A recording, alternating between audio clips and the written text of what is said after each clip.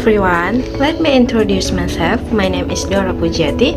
I'm from class AKP 4A. Today, I will explain about business letter, which are very important in professional communication. Surely, you are wondering what a business letter is? Let's discuss. A business letter is a formal written document used for communication between companies or between a company and an individual, such as a client, customer, supplier, or job applicant. It follows a specific structure and is usually written in professional tone. Business letters are used for many purposes, including making requests, offering or accepting proposal, placing or confirming orders, making complaints, providing information, applying for a job, following up on meetings or decisions.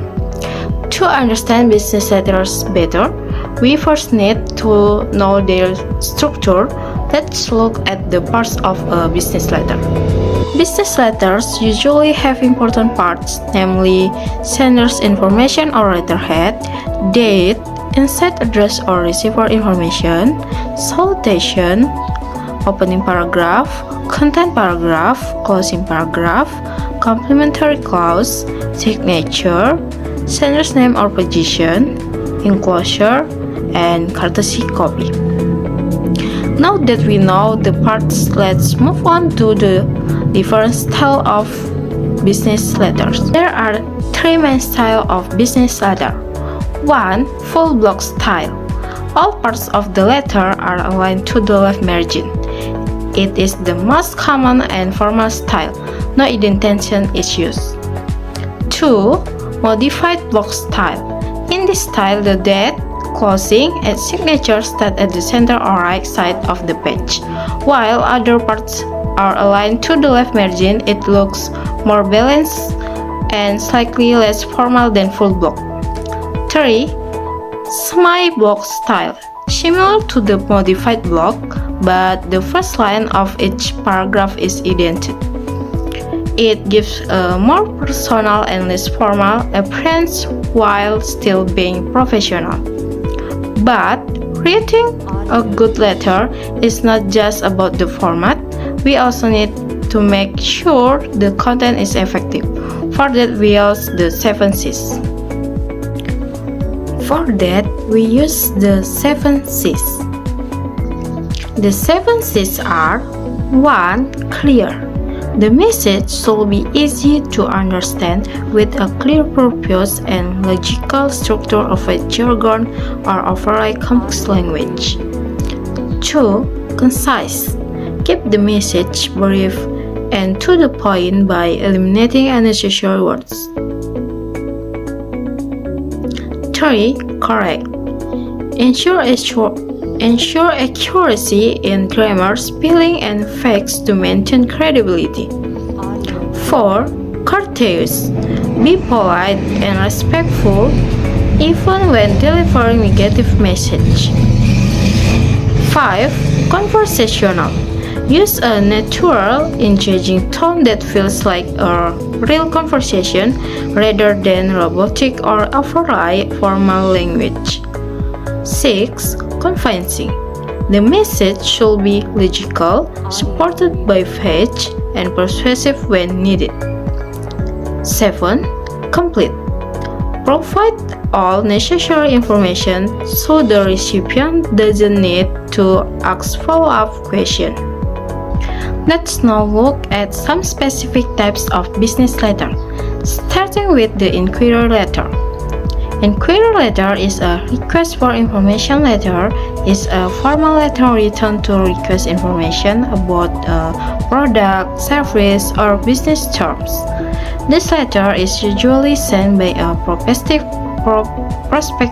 buyer to a seller or supplier to gather information before making a purchase decision. Here is an example.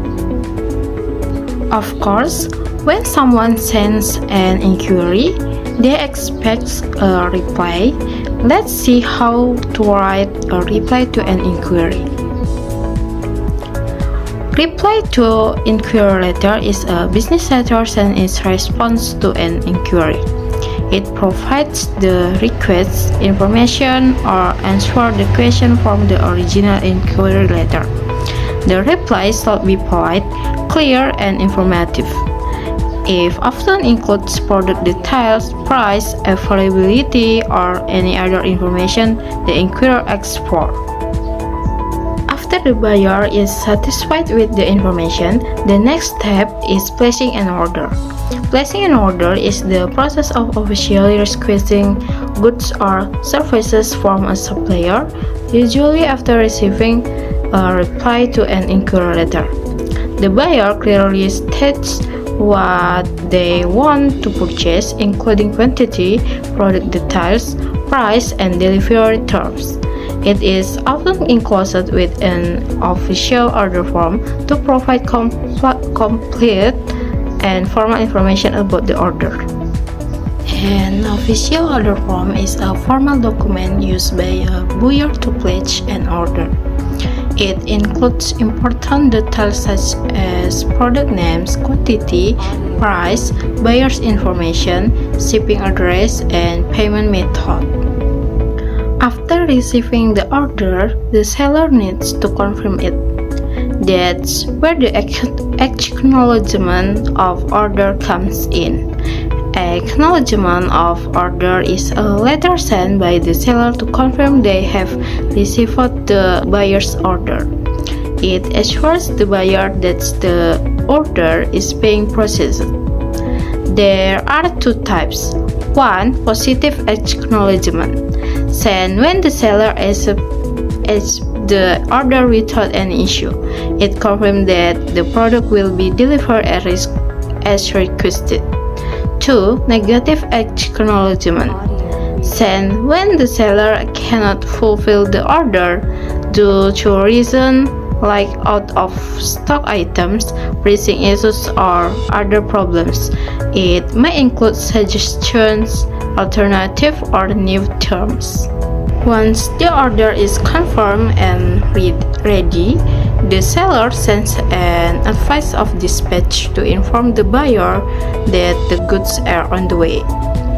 Advice of dispatch is a letter sent by the seller to inform the buyer that the goods have been shipped.